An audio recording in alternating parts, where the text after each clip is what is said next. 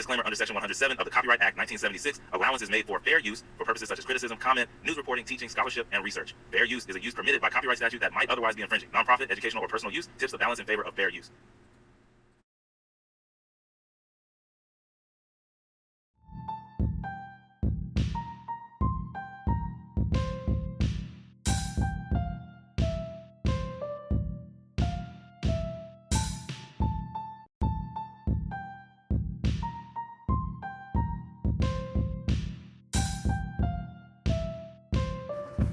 Let's talk about a woman who didn't just survive history. She rewrote the terms of it. Because Sojourner Truth wasn't born Sojourner Truth. She was born Isabella, enslaved in New York. Yes, New York. Around 1797, in a Dutch-speaking region where Dutch was her first language. Let that sit for a second.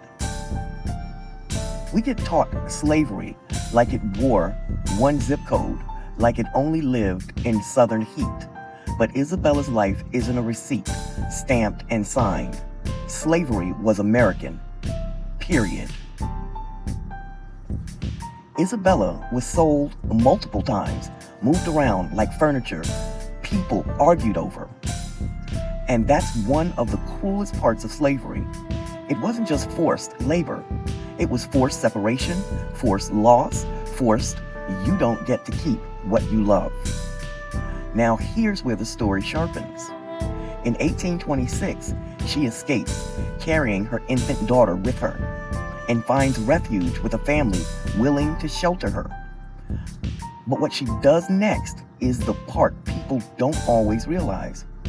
She goes to court because her son, Peter, was illegally sold away, and Isabella, an enslaved black woman with no societal protection, walks into the American legal system and says, "Give me my child." And she wins. That's not just brave, that's dangerous bravery. That's, I know how the rules are written, and I'm coming to collect what you owe bravery. And then, years later, 1843, she does something so audacious, it still feels futuristic. She renames herself. She becomes Sojourner Truth. Sojourner, like traveler. Truth, like the thing people beg for until it shows up and starts talking. And she says she is called to travel and speak. Now, I need you to hear what that means. She didn't ask history for a seat. She didn't audition for freedom. She declared her purpose. In 1850, her life story is published, Narrative of Sojourner Truth. She didn't have formal schooling, so she dictated her story to others. And that's what matters. When people hear dictated, they sometimes try to dismiss it like it's not hers. But let me tell it plain. When someone's truth is bigger than the pen holding it, you still feel the heat. You still recognize the voice. Now, most people know her from one famous line. "Ain't I a woman?" That speech was delivered in 1851 at a women's rights convention in Akron, Ohio. But here's the honest part, because ChatGPT don't do mythology when we can do truth. There isn't a perfect transcript. No recordings existed, and different versions were published later with different wording. Some versions even push Southern dialect that doesn't much match her background as a New York Dutch-speaking woman. So instead of worshiping the exact syllables, respect the message. Sojourner Truth stood in a room where people were arguing what a woman is, what a woman deserves, what a woman can handle, and she basically said, if you're fighting for women and you're leaving black women out, You're not fighting for women. You're fighting for your reflection. That's why she still shakes rooms today. Because she refused to let anyone split her into pieces. Black but not woman. Woman but not fully human. Human but not deserving. She refused every category that came with an expiration date. During the Civil War era, she supported the Union cause, spoke publicly, worked to advance freedom for Black people, and she became nationally known, so known that she even met President Abraham Lincoln. And I love that. Not because the White House is holy. Let's be real. It's a building with a resume. But because the symbolism is loud. A woman born enslaved, walking into the seat of power like, I'm still here. And I'm not whispering. Sojourner Truth's superpower wasn't just her story, it was her presence. She was known for being tall and commanding.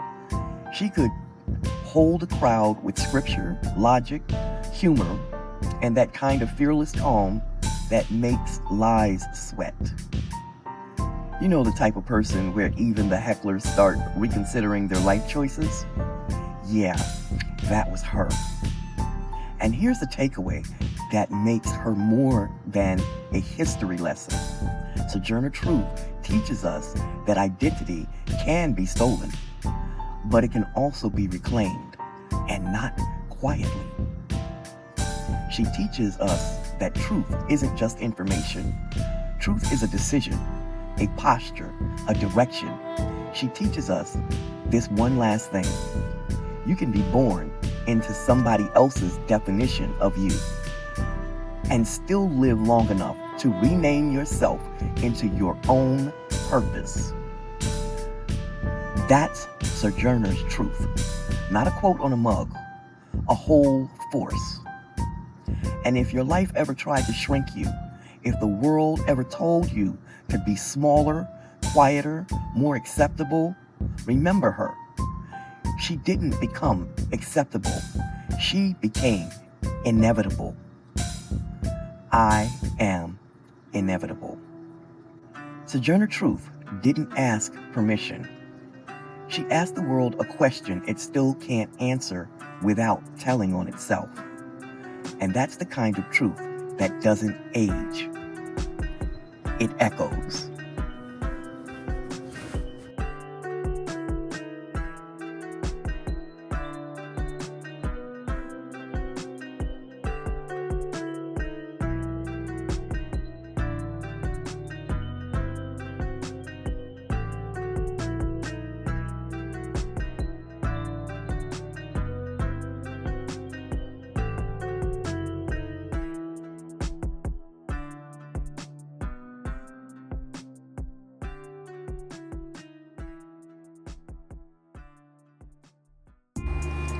Like, comment, subscribe, and share.